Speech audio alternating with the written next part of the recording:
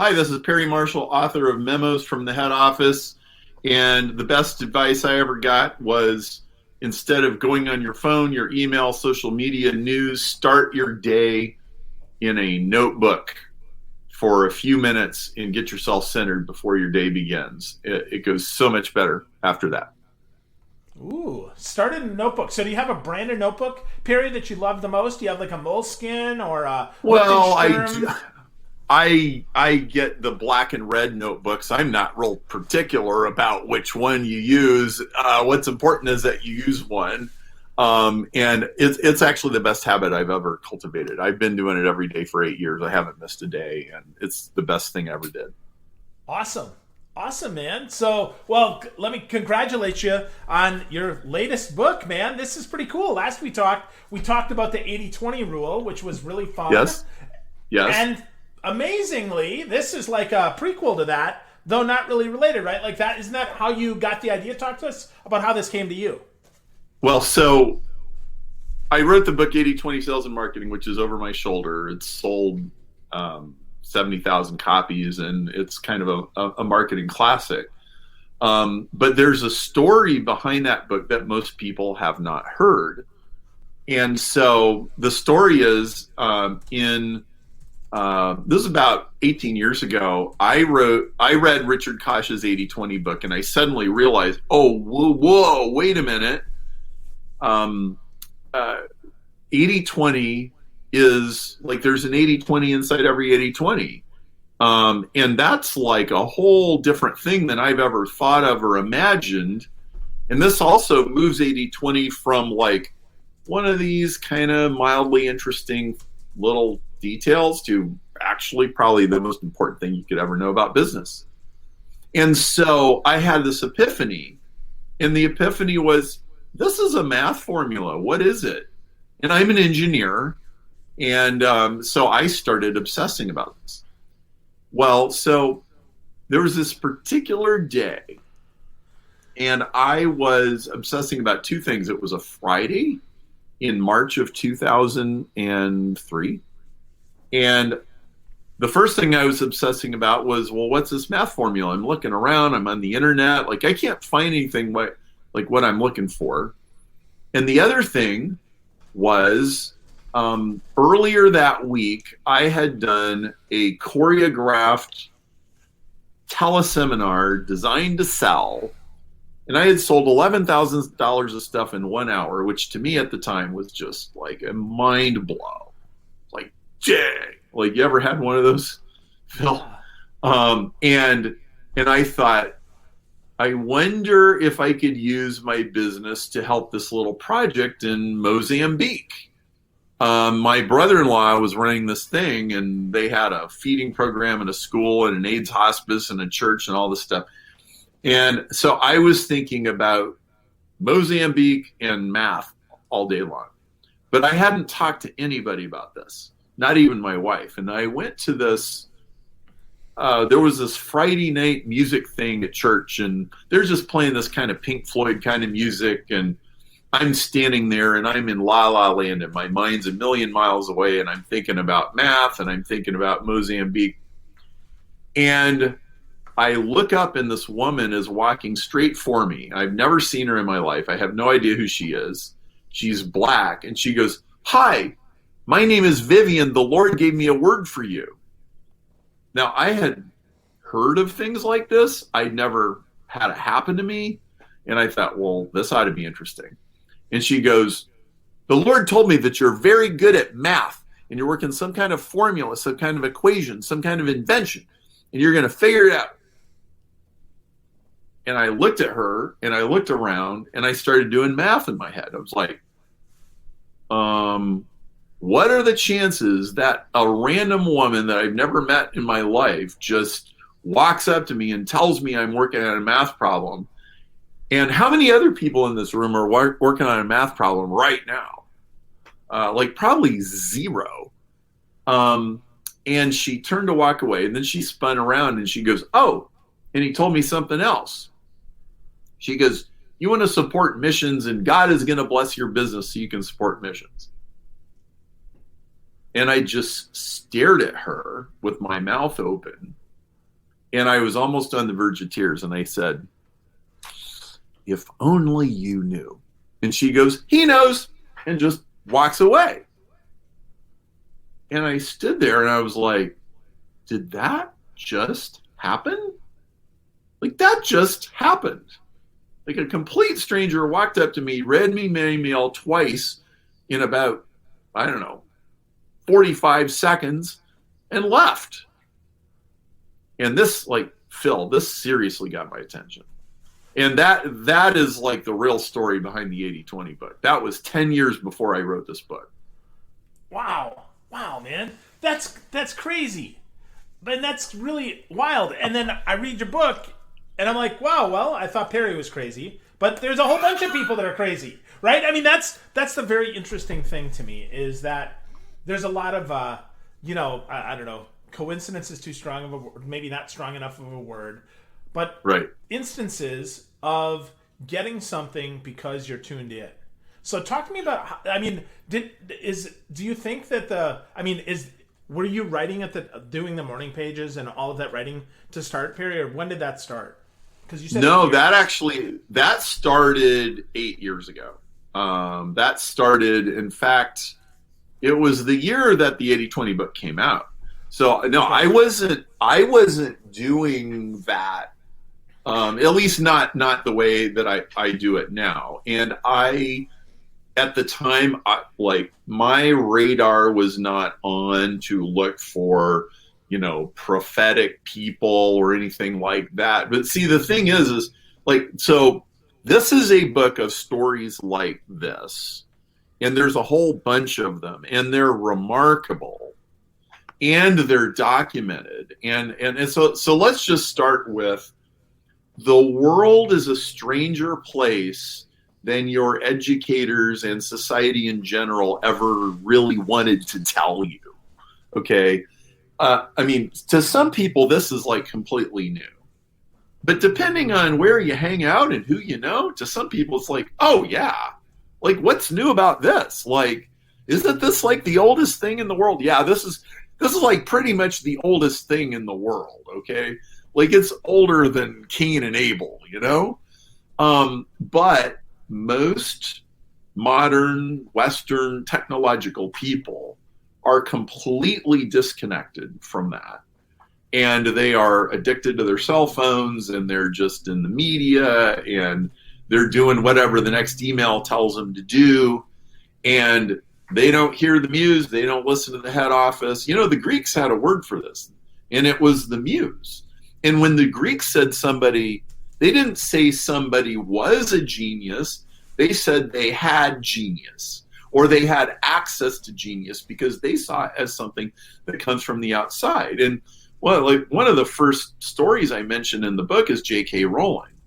Most people don't know the Harry Potter whole thing was like a giant download that came to her when she was on a stalled train. And she had a notebook with her, and like this idea of a story just starts pouring into her head, and she's writing as fast as she can, and she kind of gets the general idea, and then she spent, including the characters and everything. And then this is the part of the story that is, I think, the real. Then she spent like 5 or 10 years untangling it all and getting it.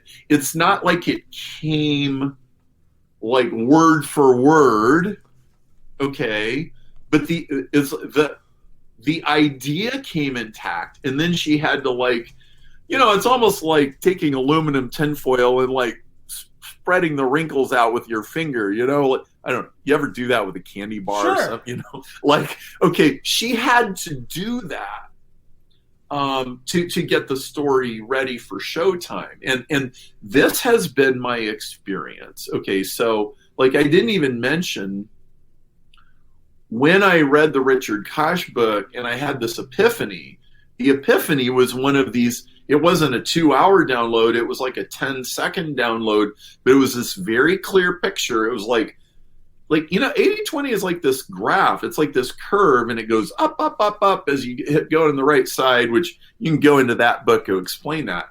And it was like, well, I've never seen a math curve that does that before. How would you do that? And so I spent years like unpacking, like, what does that mean?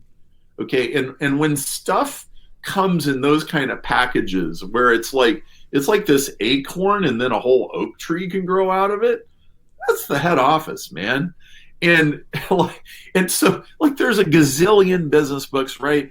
And there's probably 75 more that came out today, as far as I know, right? And they're just spewing out everywhere. And there's all these strategies and tactics and case studies and spreadsheets. But do you realize that some of the best businesses in the world don't come from somebody's analysis or brainstorming session? It's like it comes to you at some weird time. And guess what? You can cultivate that. It's not random access. It's not a lightning strike. It can be like you can get more.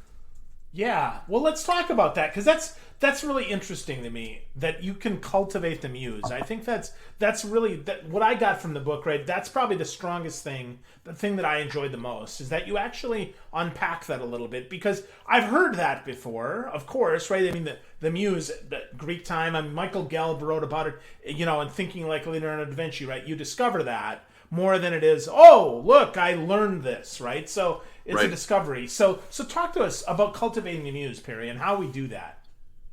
Well, so first of all, inspiration never comes when your fists are clenched.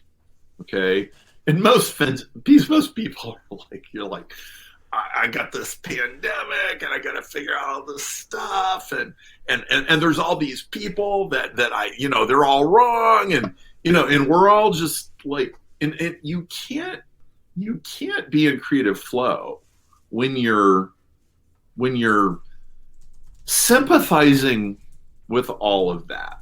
And like, have you ever noticed, like, you get like a really great idea while you're pushing your kid on a swing, or when you're skiing, or at a rock concert, or when you're riding your bike through the forest preserve, okay? And like, most people are conditioned from roughly age 5, look busy. Just look busy, okay? And work hard, and mostly work hard means look busy. Okay? Like most people aren't even doing anything that's particularly useful or important, or they're not going to even remotely remember what they were doing at 10:13 this morning, like a week from now. Whatever they're doing at 10:13 this morning is ridiculously insignificant, right? But it's like, look busy. Like, well, maybe you shouldn't, right? 80-20 tells you that 50% of what you accomplish is going to happen in about 1% of your life. Okay. And so it's not like the least important 20% of whatever you're doing is even worth doing in the first place. Right. And so maybe you should open up some space. And I say the space starts in the morning. I mean, that's when most people are fresh. I know a few people that are like really at their prime at 2:00 in the morning, and there's night out. That's fine. But most people, you're fresh between like 7 and 10 or something like that. And like, so when you start your day, you don't like the worst. Okay, here, let me show you the worst possible way to start your day. Okay, that's it right there. Yeah, device in bed, reacting to stuff. And scroll. My friend Alice Adams calls it the death scroll. That like, well, you just start your day spiraling into the toilet, just right there, right? No, like, get your shower, get your cup of coffee or tea, sit down. Most people, if you just sit down with a pen and a piece of paper and like, go, what's on your mind? What's the idea that came to you in the shower? What are you thankful for? Hey, remember that great meeting you had yesterday afternoon, or the dinner that you had with your kids? Hey, what are your biggest questions today? What are you gratitude about? And just like, and it's like, this is protected, private, personal space. It is not subject to anybody's specification. This is not a guilt trip. You don't have to do it exactly the way I told you to. Maybe you do it on your picnic table on your porch, or maybe you do it in your pond or under your oak tree. I don't care. This morning I did it on my front porch, but like, and you listen. You ask a question and you listen. You might, maybe you're comfortable asking God. Maybe that language doesn't work for you and you just ask the muse. Like, I don't think it's helpful for me to be dogmatic. I'm just saying, this is like the best $10,000 an hour skill ever. Listening, paying attention, asking a few questions, writing it down. That's interesting. So Perry, how does a guy that is a Google AdWords best-selling author, how does he decide to write this book? I mean, why this book? Why now for you? Because that's so strange, man. I mean, really, I when I got that email that said, "Hey, you want to check out Perry's new book?" Before I saw it, I'm like, "Yes, of course." And then I'm like, "No, hold on. No, this is very different. This is not what I expected." And yet it's still wonderful. I mean, really, man, I was shocked. So it's like there's the story, and then there's a story behind the story, and then there's a story behind the story behind the story. Well, so people know me for the Google book, which is great, but the story behind the Google book is 80/20, because 80/20 was how I figured out Google. And so, like, I don't know, 10 years after I did the Google book, is like, let's see if people will grab on to, hey, you know what? Google is great, but actually 80/20 is like the key to everything. You should really learn that. Then it's easy to figure out Google, or will people buy that? So we wrote this book, and it turned out like people would buy that, and they did. Well, the story behind the 80/20 book is a story I just told you, which is a memo from the head office, which I got through this crazy person named Vivian. So here's what happened. So the 80/20 book, that if you open to the dedication page, the dedication says, "To the master mathematician, capital M, and to Vivian." Well, I knew that this crazy woman had walked up to me 10 years ago. I had only seen her one other time for about 30 seconds, and I never really talked to her, and I didn't know her. I didn't know who she was. And then, like, she disappeared. And when the book came out, it was like, okay, this mysterious Vivian person, I have to hunt this person down. She's got to know about this. She must be somewhere. So I started asking around, and I figured out who she was, and I eventually tracked her down. And I was like, hey, like, you came up to me 10 years ago during this music thing? And she remembered. I'm like, could I, like, take you and your husband to dinner? I got a, like, whole story I want to tell you. Okay. Oh, and by the way, I only told you half the story. Okay, because so you got this formula, figure out the math formula. So I would work on it, and I get stuck, and then I put it away, and 3 years ago, finally, I figured it out. And in fact, in 2018, the formula got published in Harvard Business Review. But so the formula became the backbone for this book, and there's a lot of useful stuff with it. Okay, so that was the formula, but then there was this other part of what she said. She said, God is going to bless your business. And well, about 6 months later, my business started hitting the hockey stick. And the reason it hit the hockey stick was I had just released the first Google book, and Google started going supernova. And Google just, like, so this is 2003, okay? Like, Google was not a big deal in 2003, but like by 2006, they had, like, taken over the internet, right? And so what had happened was I had written the best-selling book on internet advertising and didn't know it. And it turns, so then I look at my emails, and I look at the history, and I find out 3 days before I met Vivian, I got an email from Ken McCarthy that said, Perry, I want you to speak on Google at my seminar. Like, nobody was speaking about Google at seminars. Okay, not Google advertising. Like, it was completely new. And I accepted his offer, and I knew that I had to write a book. And so I write this book, and the book hits just when the affiliate craze started with Google advertising. And so I'm like, yeah, like, well, I guess I'm going to support missions because God bless my business, like, big time. And so I tell Vivian this whole story. I got a calculus formula, and I show her this book. It's, it's over my shoulder. This Google, I guess, right over there. Okay. I'm like, I wrote this book, and she listens to all this. And when I open the 80/20 book and I show her, and I dedicated this book to you. Like, I'm just some random stranger she met 10 years ago. And she holds the book over her face like this. And her husband goes, darling, you don't usually get emotional. Like, she's weeping, And I'm like, Vivian, like, thank you. Like, you just completely changed my life. She's like, I was arguing with God about talking to you because I did not want to do that. I was like, I don't know who these people are. I've never been here before. I don't want to talk to this guy. I just want to go home. And she's like, nope, you're going to go talk to that guy. Okay.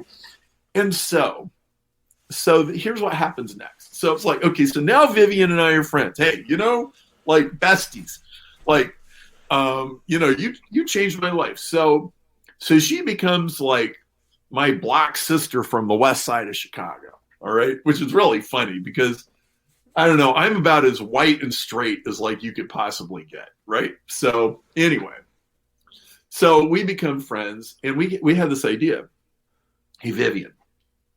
Well, when I tried to track Vivian down, this guy knew who she was. He goes, oh, Vivian does that to everybody. Yeah, like that's just wow. She does that. Okay.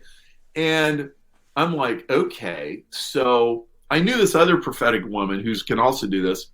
I said, let's do like a crazy experiment.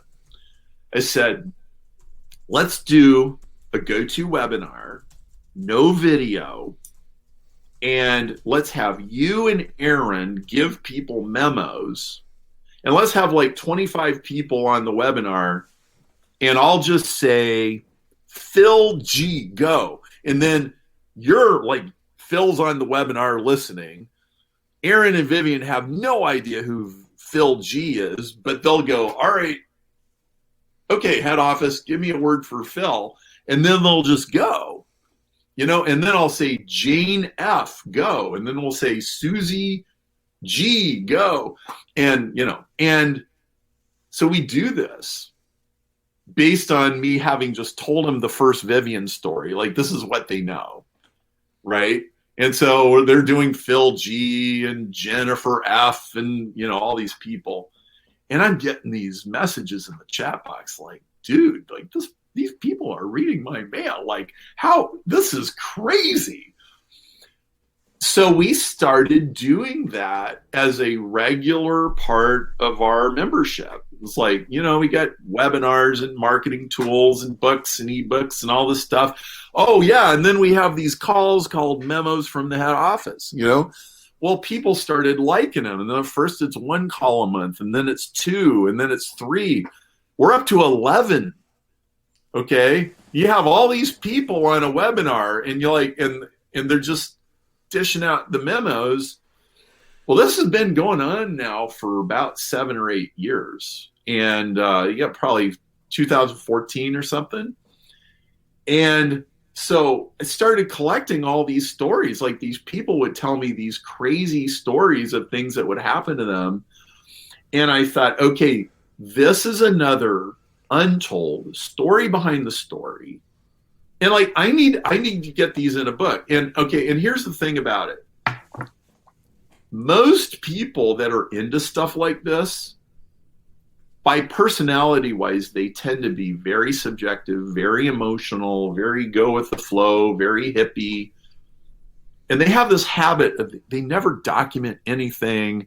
And it's like, how do I know this even happened? Like if you're hearing this third hand or fourth hand or even second hand, you're like, would you give me details that I can verify? And so when I wrote this book, I said, there is going to be nobody in this book who's anonymous unless there's a really good reason, okay? And like names, dates, places, locations, professions, what's their webpage, what's their LinkedIn, like everything, right? Like the book starts out with a guy named Gary Kloffenstein who used to manage $60 billion of assets for Mezero Financial. He's a currency trader, okay? He's a public guy. He's on boards of companies. People know who this person is. And he's telling specific stories about specific situations. Like every person in the book, we have an online thing like, this is where these people are. This is who they are. You could email them. You could meet them. We didn't make any of this up. And I've even got a chapter for the science people. Okay, like, is there science behind this? Yes. In fact, there is way more science behind this stuff than most people would ever guess. There's like 100 years of, and I'm not talking fringy, I'm talking Princeton, Stanford, Department of Defense, U.S. government, military, peer review, like I'm talking hundreds of peer-reviewed papers. I tell you exactly where to go look up all this stuff, okay? This stuff is real. So somebody needed to tell this story, and they needed to tell it in a demilitarized zone where people of any religious persuasion or non-religious persuasion would not feel like I'm trying to ram Jesus down your throat. Now, I'm a Christian, and everybody knows that, but like I don't feel like I have to, like, you got to do this my way. It's like, you know, the head office like works great. That's so fun, man. That's so fun. Well, so okay, so tell me about this membership program. Is that is that still open to people that they can get yeah, it is. Access to? Where do they find it? Well, that's called Renaissance Club, and it's just a part of Renaissance Club, and it's $99 a month.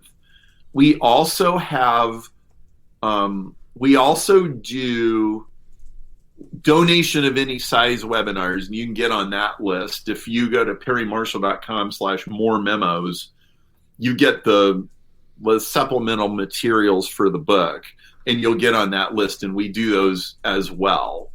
And so like you could donate $1, you could donate $500, like whatever number you want. And we do that because we do actually pay these people. This is an expense, and it requires staff members and people to set up go-to webinars and, you know, and everything. And it's also curated. Like I don't just put anybody on here. I mean, there's all kinds of intuitive people that might be able to give you some sort of memo, but they're not all equally good, if you know what I mean. So we're pretty selective. Yeah. Awesome. Good stuff. So yeah, perrymarshall.com/more memos. That's great. Mm-hmm. So wow. So lots there. So Perry, if people want to get started along this path and start getting more downloads and tuning in to that, I mean, this, you might just be repeating what you said, but help folks, if we're wrapping up here, how do we get started tuning in? Well, I want to tell you a story that I think, Phil, you might relate to. So I remember a long time ago, I had an evening appointment set in Indianapolis, which is 3 hours from Chicago. And I was getting ready to go at the end of the workday, and it was just starting to snow. And there was this little voice in my head that said, you know, call the guy and confirm before you go down. And I think like 3 different times I kind of, heard the little voice. I ignored the voice and I drove to Indianapolis. When I got there, the guy wasn't at the restaurant. I called him from a payphone. He's like, oh, I'm sorry. I have a flight tomorrow morning. I really can't come. I'm so sorry. So I drove 3 hours for a no-show. Okay. Then on my way out of town, I get a flat tire. Okay. And then my spare is flat. And then I had to, okay, then just to drive on the spare, I had to like get a can of foam and like fill up the tire so I could drive to a truck stop and then buy a tire and then drive back home in a snowstorm with like cars off the road and stuff. And I never should have gone. Okay. Now, I think you should call that guy first. I don't think that was me. Yeah. Okay. Might you know anybody who's ever ignored one of those? Never. No, just you, Perry. Right? Okay. No, for sure. Okay. I would like to suggest to you that not every thought that you have is your own. And I would like you to just start paying attention. And you don't have to figure this out. You just have to pay attention. When this happened, I was consistently and systematically ignoring the head office voice and my own inner voice. Both. Like, okay, this was like 20 years ago. I'm in my late 20s. I'm a young guy. I'm pushing, driving, like workaholic, RPM, 6,000 RPM all the time. I was incredibly frustrated. I was kind of miserable. I was spinning my wheels. I was accomplishing very little. I wasn't listening to my wife. I wasn't listening to myself. I think I was doing a very poor job of listening to the head office.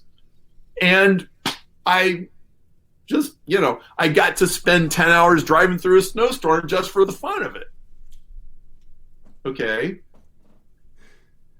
Start by listening. And you go, well, listening to who? Well, get your notebook and just listen to yourself. Why don't you start with that? If you can start to actually listen to yourself, like if I had listened to myself back then, I'd be like, I'm miserable. This isn't working. We need to do something else. You're shoving square pegs into round holes. Like that's what I would have told myself if I had been listening. When you start listening to your inner voice, you will eventually start to be able to tell, this is my rational mind, this is my conscience, this is my feeling, and this is the other. But you cannot listen when you're going 6,000 miles an hour. It's fine to go 6,000 miles an hour part of the day. Great. It's fun. And you should. But you got to have some low RPM time. I suggest you start your day with some low RPM time. And you go, all right, head office, what do you want me to know? Wow. That's a great place to start. And I would suggest, folks, you should start with getting a copy of the book. Check out Memos from the Head Office by Perry Marshall. It's on Amazon. It's wherever books are sold. It's a soft cover, easy to read, all story stuff. Of course, real easy. And of course, PerryMarshall.com is Perry's website. Get to know him more. But Perry, where else can people find you? Where else can they connect with you? Just go to PerryMarshall.com. I suggest you get the Memos book and sign up at PerryMarshall.com/more memos. There's a lot of stuff where I just kind of cut it, vein, and bleed. You're going to get emails where I'm like telling you about my midlife crisis.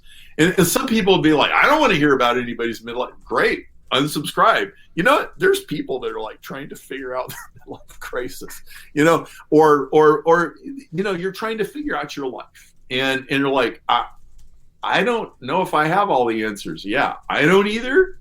I'm not pretending to, and you don't have to. Like, maybe you don't have to figure it all yourself.